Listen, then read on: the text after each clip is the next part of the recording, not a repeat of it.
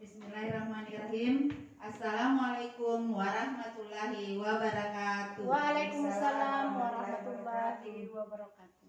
Alhamdulillahirabbil alamin. Wa bihi nasta'in wa ala umuri dunya waddin. Wassalatu wassalam ala sayyidina Muhammad wa ala alihi wa sahbihi ajmain. Amma ba'd. Selamat siang, salam sejahtera bagi kita semua. Yang terhormat Ibu Kepala Sekolah TK PAUD Nurul Hidayah.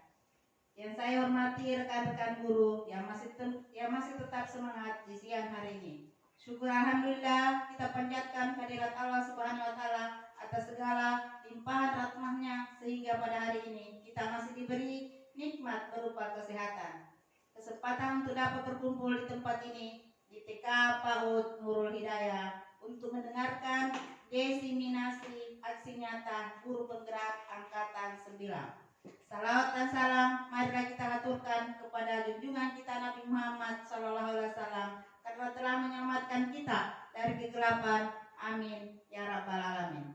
Izinkan saya sebagai moderator untuk membacakan susunan acara pada hari ini, yaitu acara pertama pembukaan, kedua inti, ketiga penutup. Untuk menghargai waktu, marilah kita bersama-sama membuka acara ini dengan membaca basmalah.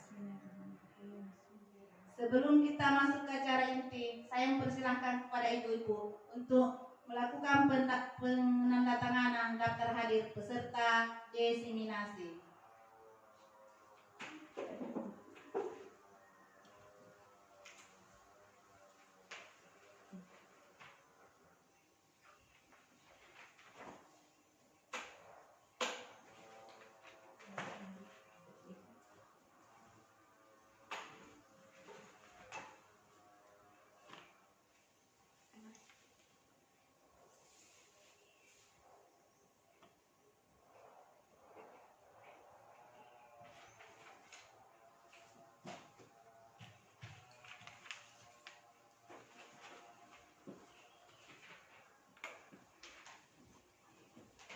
Acara kedua yaitu penyebaran pemahaman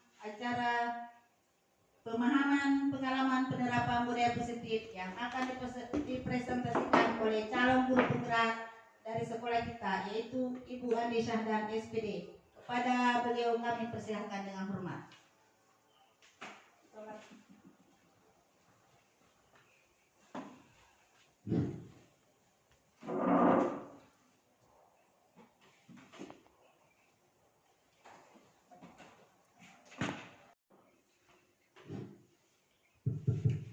Assalamualaikum warahmatullahi wabarakatuh. Waalaikumsalam warahmatullahi wabarakatuh.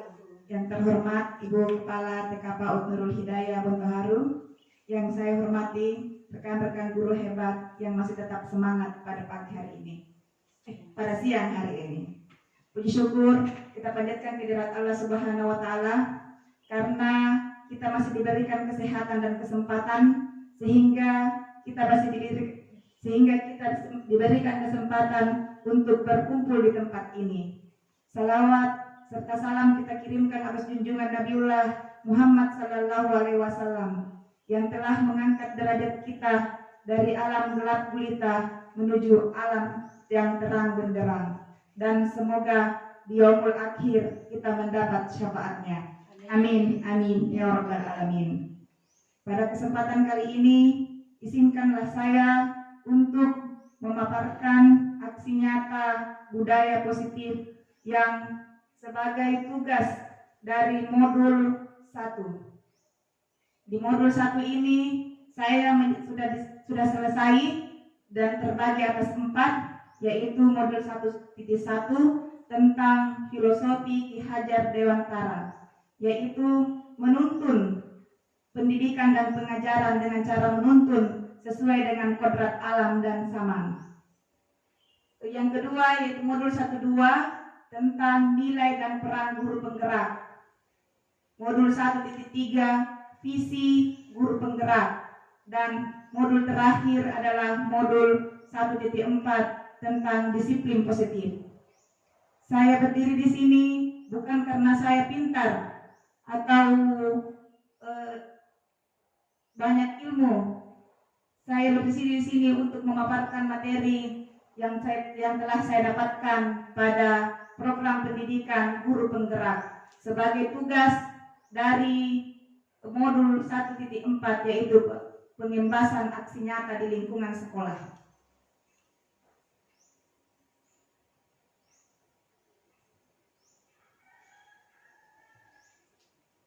Berikut ini merupakan kegiatan diseminasi di sekolah mengenai pemahaman dan pengalaman budaya positif.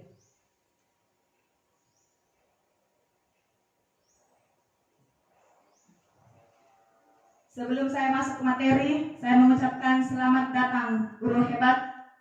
Disiplin positif di lingkungan sekolah dapat terwujud dengan belajar bersama, berkolaborasi, dan saling mendukung. Jadi ketika kita ingin mengharapkan disiplin positif itu terwujud di sekolah kita harus sama-sama belajar dan berkolaborasi serta saling mendukung supaya dapat menciptakan lingkungan positif.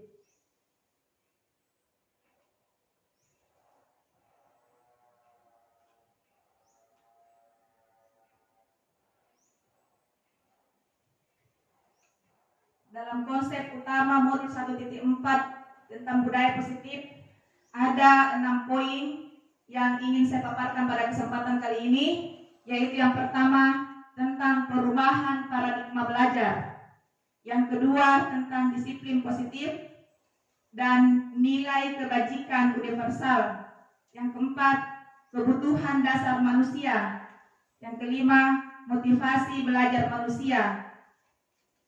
Selanjutnya, posisi kontrol restitusi dan keyakinan kelas serta segitiga restitusi.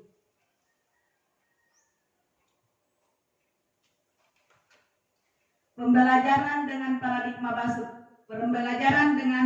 baru dirancang berdasarkan prinsip pembelajaran berdiferensiasi, sehingga setiap peserta didik belajar sesuai dengan minat dan kebutuhan serta tahap perkembangannya sesuai dengan profil pelajar Pancasila. Kita kadang melakukan pembelajaran yang klasikal, artinya satu pembelajaran untuk semua peserta didik. Pada pembelajaran paradigma baru di sini, implementasi kurikulum merdeka, seorang guru diharapkan untuk menyusun dan merancang pembelajaran yang berdiferensiasi. Artinya pembelajaran yang disesuaikan dengan kebutuhan dan minat anak. Pembelajaran diferensiasi di sini bukan berarti bahwa kita menyusun pembelajaran disesuaikan dengan kebutuhan anak, tetapi kita merancang pembelajaran yang sesuai dengan minat dan kebutuhan anak. Misalnya, kalau kita di TK, kita memberi pelajaran mewarnai gambar. Jangan biasanya mewarnai gambar ini secara klasikal hanya menggunakan krayon, tetapi pembelajaran diferensiasi di sini bisa menggunakan krayon atau pensil warna, atau bisa dalam bentuk kolase, atau bisa dengan teknik mosaik, atau bisa juga dengan melukis. Tapi tujuannya sama, yaitu untuk mewarnai gambar. Cuma media yang digunakannya berdiferensiasi berbeda-beda. Jadi di sini pembelajaran paradigma baru memberikan pola pikir bagi kita untuk bagaimana caranya agar kita dapat merancang pembelajaran yang disesuaikan dengan minat dan kebutuhannya anak. Kita jarang sekali melihat dan mengamati perbedaan atau keunikan yang terdapat pada setiap peserta didik yang seharusnya dalam pembelajaran implementasi kurikulum Merdeka ini, kita semestinya merancang pembelajaran yang berdiferensiasi, disesuaikan dengan kebutuhan dan minat peserta didik.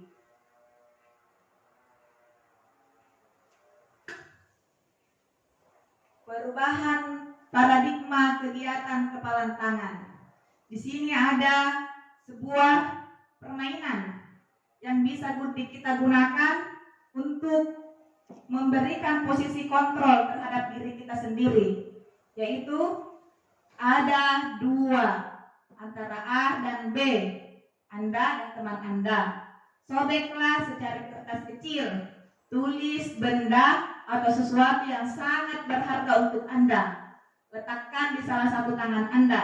Mungkin Ibu bisa menuliskan di kertas sticky note apa yang menurut Anda sangat berharga untuk Anda. Tulis dan jangan dikasih lihat orang, ketemu yang tahu apa isinya kertas tak. Terus satu menulis, dua berpasangan, satu orang yang menulis dan satu orang yang berusaha membuka dengan cara membujuk, mengancam, menghardik, merayu, menyuap, apa saja yang dapat membuka kepala tangannya. Jadi apa yang mau ditulis, apa yang menurut sangat berharga menurut Anda, tulis baru digenggam bisa pakai tangan kanan atau tangan kiri. Terus ada seorang yang berusaha untuk membuka kepala tangan Anda. Apakah Anda akan membuka atau tetap mengepal tangan Anda? Yang menurut Anda sangat berharga bisa dituliskan. Selanjutnya dikepal, bisa menggunakan tangan kanan atau tangan kiri. Siapa yang mau melakukan permainan ini?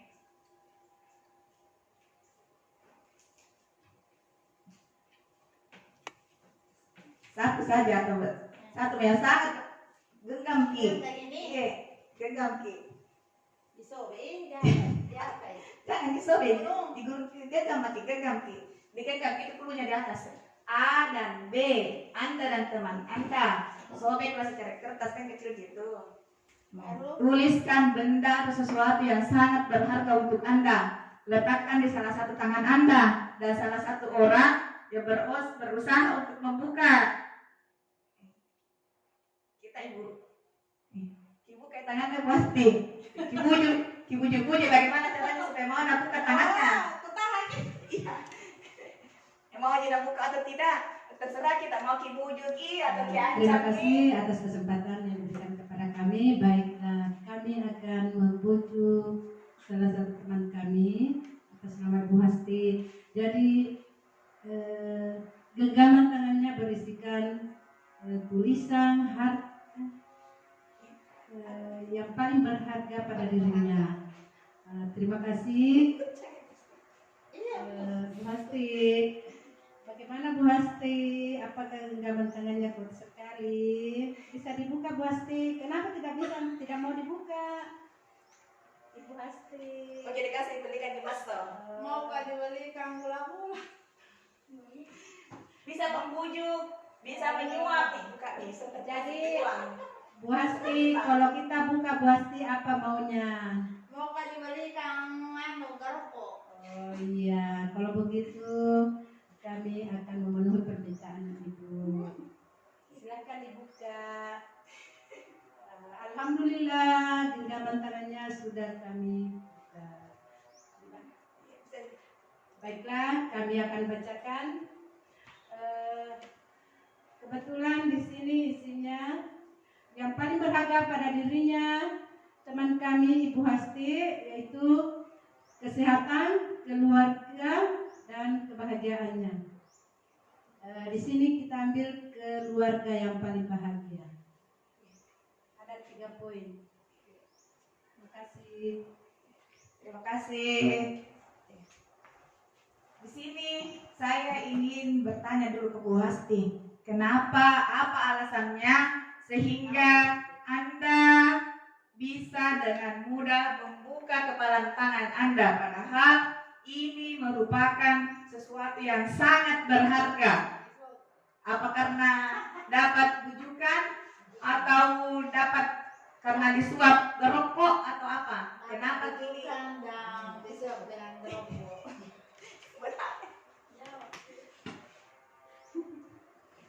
Kenapa dibuka gitu? Kenapa? Apa alasannya kenapa dibuka ini?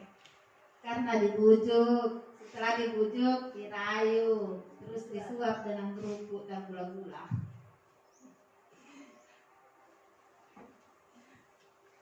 Terima kasih. Jadi di sini memberikan pelajaran bagi kita bahwa posisi kontrol pada diri itu tergantung pada diri kita sendiri. Apakah kita akan membuka atau tetap menggenggam genggaman tangan kita dengan alasan jangan melakukan sesuatu karena rayuan atau karena suapan dari orang lain, tetapi kita membuka karena bisa dengan alasan karena ingin berbagi ilmu atau ingin berbagi pengalaman. Tetapi kalau karena alasan merayu atau menyuap, saya rasa itu karena ini merupakan sesuatu yang sangat berharga. Begitu pula, jadi seperti inilah. Apakah kita akan tetap pada pembelajaran yang sebelumnya atau kita akan melakukan perubahan, terserah dari kita. Karena yang menentukan segala sesuatunya adalah diri kita sendiri.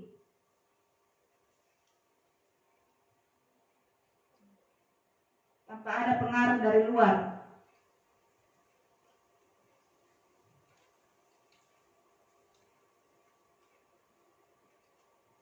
Kalau saya kemarin tidak mau buka ini. Nilai-nilai kebajikan universal.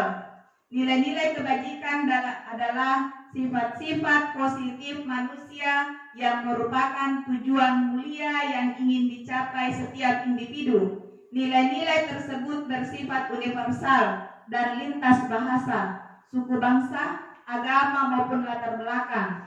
Setiap perilaku atau perbuatan memiliki tujuan. Ini menurut Dr. William Glasser pada bukunya yaitu berjudul Teori Kontrol pada tahun 1984. Selanjutnya, menurut Dian Gaston mengatakan bahwa dengan mengaitkan nilai-nilai kebajikan yang diyakini seseorang, maka motivasi intrinsiknya akan terbangun sehingga menggerakkan motivasi dari dalam untuk dapat mencapai tujuan mulia yang diinginkan. Selanjutnya, nilai-nilai kebajikan yang ingin dicapai oleh setiap anak Indonesia kita kenal dengan profil pelajar Pancasila yang beriman, bertakwa kepada Tuhan yang Maha Esa dan berakhlak mulia, mandiri, bernalar kritis, berkebinekaan global, bergotong royong, kreatif, dan nilai-nilai universal pembelajaran. Ya. Jadi pada profil pelajar Pancasila sini ada 6 nilai, ada 6 dimensi yang akan kita capai, yaitu yang pertama beriman dan bertakwa kepada Tuhan yang Maha Esa serta berakhlak mulia. Yang kedua mandiri, ketiga bernalar kritis, empat berkebinekaan. Mungkin Ibu bisa menjelaskan?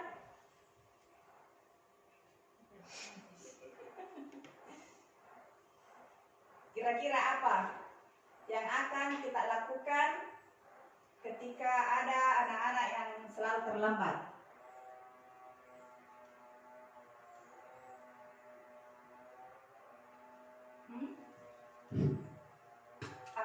Atau yang mana yang mau dijelaskan bagaimana tindakan Anda terhadap peserta didik yang suka mengganggu teman? Kira-kira kalau ada anak-anak suka mengganggu teman, kira-kira apa ini? Supaya tidak ada ganggu temannya. Tidak mungkin apa saja. Dipuji, dia apa lagi? Dipeleceh, dia apa lagi? Ya, dia apa lagi? Kira-kira dia apa itu? Kita kalau ada menangis, dia apa sekalian nih? Dirayu, dia apa lagi? Diberikan ngerokok. Sampai mana tukar tangan? Jadi kalau ada yang melakukan kalau ada contoh kasus seperti ini, kita selesaikan dengan cara segitiga restitusi. Kita ajak anak-anak duduk diajak bercerita tentang kenapa dia melakukan kegiatan itu, kenapa dia melakukan tindakan itu. Diajak bercerita, jangan sedikit menghukum. Dia bilang itu kalau selalu dia menghukum, ganti yang seragam Kak. Jadi kita itu sebagai pendidik, sebagai pendidik. Kalau tukang lukis itu, pelukis itu tahu apa yang harus, keterampilan apa yang harus dimiliki agar bisa melukis. Misalnya dia tahu, jadi kalau petani juga tahu apa yang dia harus miliki sehingga dia bisa menghasilkan hasil yang sesuai dengan harapannya. Jadi kita juga guru harus tahu apa yang kita lakukan, bagaimana kegiatan yang akan kita rancang, sehingga apa yang kita harapkan pada peserta didik dapat berhasil sesuai dengan apa yang kita harapkan. Kalau kita selalu menghukum, bukan itu berbeda dari tidak sesuai dengan tugas kita sebagai pendidik. Karena menghukum itu bukan tugasnya polisi, tugasnya petugas keamanan. Kita tugas bagaimana caranya mengarahkan, bagaimana caranya menuntun anak untuk mencapai kebahagiaan yang setinggi-tingginya, untuk mencapai keselamatan sesuai dengan kodrat alam dan kodrat zaman, sesuai dengan minat dan bakat yang ada dimiliki oleh anak. Bukan bilang merancang di pembelajaran berdiferensiasi, semuanya anak-anak dibikinkan sesuai dengan kemauannya, tidak. Tetapi kita rancang pembelajaran yang membuat anak sesuai dengan minatnya. Bukan cuma satu yang dirancang, tetapi bervariasi sehingga anak bisa memilih yang mana yang sesuai dengan minatnya, supaya anak juga senang melakukan itu pekerjaan. Seperti itu. Jadi kalau ada masuk kasus yang kita hadapi di lingkungan sekolah kita, marilah kita bersama-sama menyelesaikan dengan proses segitiga restitusi. Segitiga restitusi. Terus budaya positif. Di sini budaya positif yang coba saya akan tanamkan di sekolah kita yaitu budaya 5S: senyum, sapa, salam, sopan santun, literasi Quran, pengenalan huruf hijaiyah, pelaksanaan sholat duha, dan sikap akhlakul karimah. Tujuannya yaitu menanamkan nilai agama dan moral pada diri anak sejak dini sebagai bentuk pembiasaan yang dilakukan setiap hari, baik di lingkungan kelas maupun di lingkungan sekolah. Jadi, saya merencanakan budaya 5S ini dapat kita terapkan baik di lingkungan sekolah, di lingkungan keluarga, maupun di lingkungan masyarakat. Jadi, guru bekerja sama dengan orang tua bagaimana untuk selalu menerapkan budaya 5S ini, untuk selalu tersenyum, untuk selalu menyapa siapa saja atau orang-orang yang kita kenal, dan selalu mengucapkan salam ketika bertemu dengan orang yang dikenal, sopan dan santun, memiliki sikap sopan santun, saling menghargai dan saling menyayangi. Literasi Quran, yaitu pengenalan huruf hijaiyah yang akan saya lakukan mungkin 1 kali 1 minggu pada hari apa? Hari Sabtu. Jadi di hari Sabtu ini kita fokus pada kegiatan pembiasaan, misalnya pelaksanaan sholat duha, literasi Quran, sikap akhlakul karimah, itu dalam bagian agama. Kalau di bagian seni mungkin bisa lomba mewarnai gambar, atau menari, atau melukis, itu bisa. Jadi kita kembangkan di hari Sabtu. Bagaimana Ibu? Dengan budaya positif yang akan kita terapkan di lingkungan sekolah kita? Setuju. Ya, jadi kita mulai akan menerapkan budaya 5S ini di sekolah kita, kalau bisa secepatnya. Terima kasih terima kasih atas semua